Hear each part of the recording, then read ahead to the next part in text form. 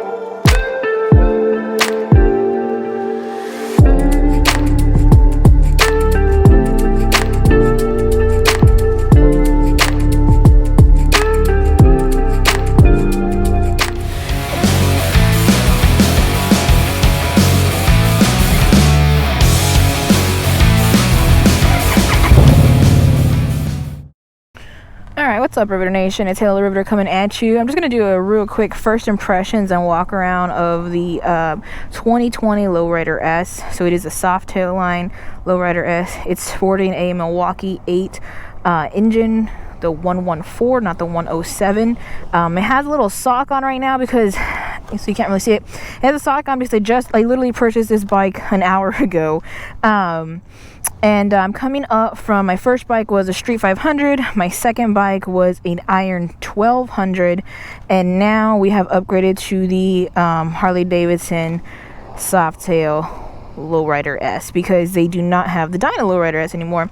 You know, I was shopping around watching videos like literally last night, looking at the videos. It was actually came down to between two bikes. It was going to be either the 2020 Low Rider S or the 2020 Fat Bob. So for me, I'm a female, of course. I'm about 5'4", 5'5" ish. I'm just going to do a quick walk around and then we'll get into this. So the exhaust, of course, is nothing to write home about. You do have a little, it's not an actual key for the ignition. The only thing you need a key for is for your fork locks to make sure nobody steals your bike or whatever. You do have a 5-gallon tank, I believe. So it's 2 caps here. This one is the actual real cap. This is just for aesthetic pleasing reasons that's there. But I'm just going to get to that in a minute. So of course, Harley, you're going to have your standard controls on your handlebars. Your handlebars have about 4-inch risers here, and so it does come up a little bit. You have more of a aggressive leaning forward stance on this bike. Let's go ahead and come around. The tank decal is a gloss. I think there's only 2 colors that the Low Rider S comes in. It's either a vivid black, which is of course the gloss black, or I believe the silver Barracuda or Barracuda silver. Basically, silver is where you see the black, but this is going to be black on the Barracuda silver as well, where your your tachometer and your speedometer is at. That's going to be black. You're just going to have like the rear fender, and your tank is going to be black, and then of course your little guard there. Okay, so basically the front of the bike, it does come standard with LEDs. If you look here at the actual rims, they're like a bronze ish. They're not silver, and they're actual rims. They don't have those little I'm losing what they're called now, where it looks like a freaking wire hanger is holding your wheel up and together.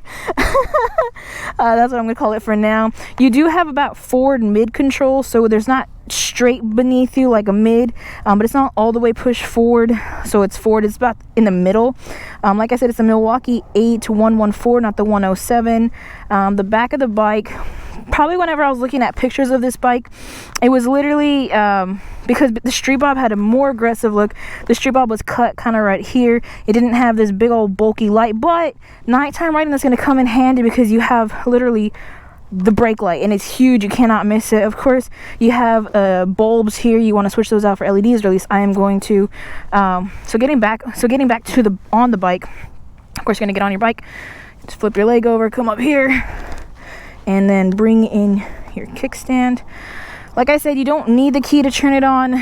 Pretty standard controls. You have your brights, whatever, your You have your on off, your kill switch, and you have the ignition start, your hazards, your turn signal here, turn signal here. This is actually going to change what you're seeing here. And the full LED display here on the bottom. You do have your speedometer and your tachometer here.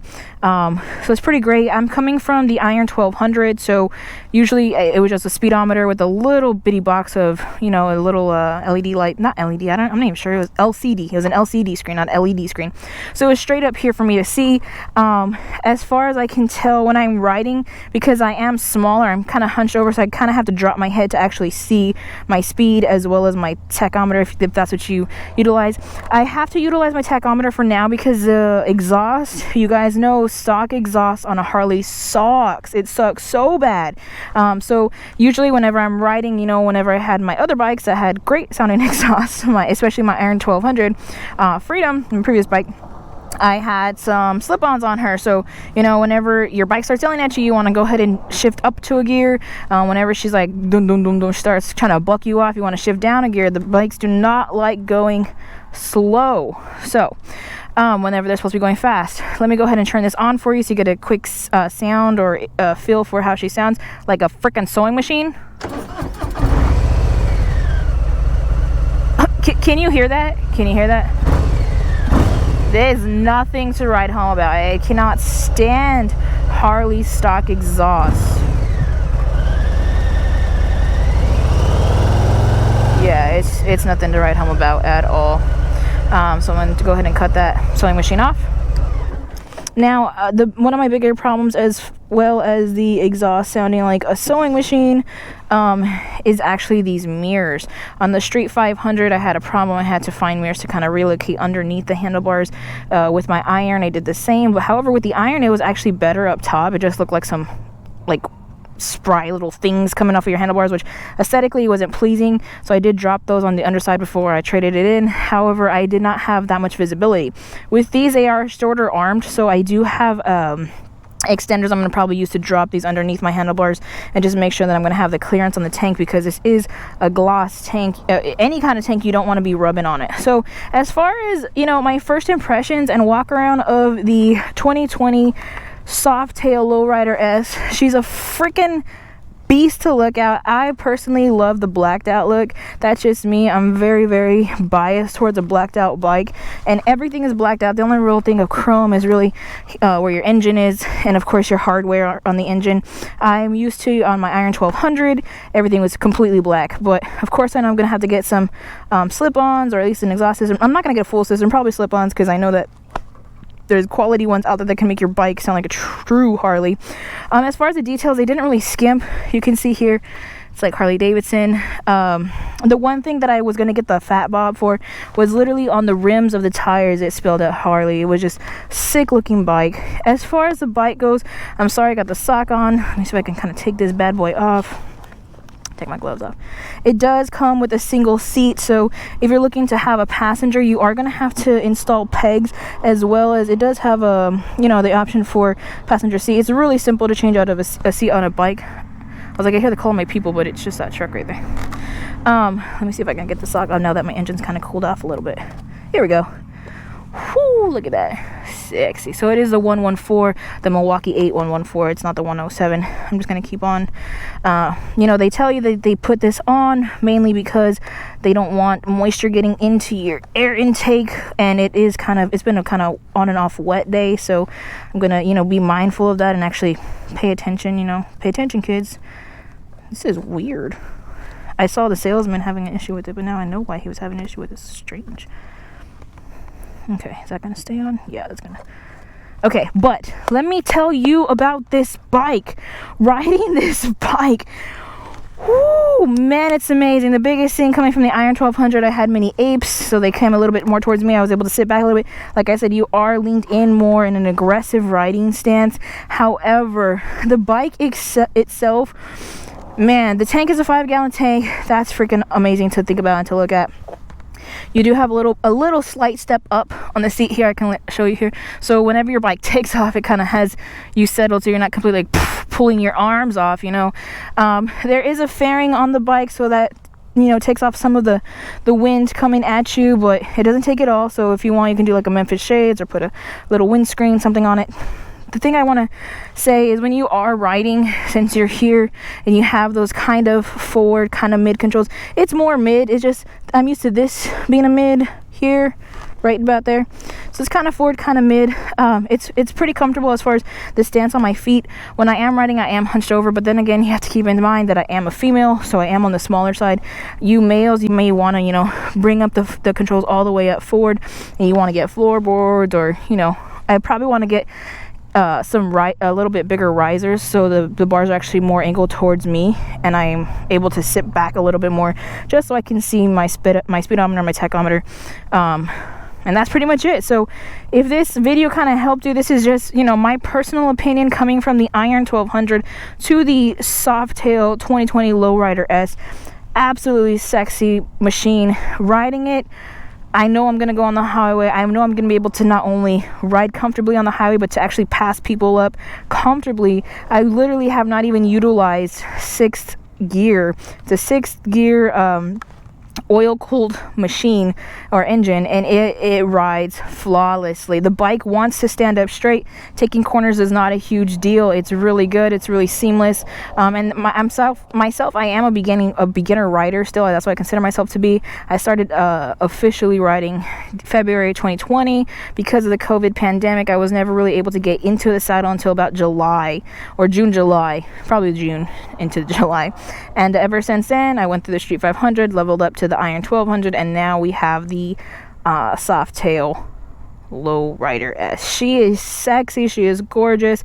The stance is different from the Iron 1200, but I do not care. Like, any reservations I had coming out of the dealership are completely gone literally when I hit 55, 60 miles an hour, and I wasn't feeling like my bike was literally like sprint mode. You literally hit 50, 55, 60 on this beauty, and you feel like, oh, okay, like, oh wait, we're going 50. Like, that's literally how this bike feels. I absolutely love it. Like I said, it was between the Fat Bob or the Low Rider S. For the Fat Bob, I was not able to completely flat foot it because I am a female, I am shorter. And I am going to have a passenger. It's going to be a 2-up ride. So I'm not comfortable not being able to completely flat foot it. If it was myself, sure, especially if I was on an incline, whatever. But if you do have a passenger, you want to be aware of that. Those of you guys who are smaller in stature like myself, even though I consider myself average, that's what she said. But as far as passenger riding goes, since I am looking at, you know, having a passenger and I wasn't able to flat foot it, I think the aesthetic of the bike is gorgeous.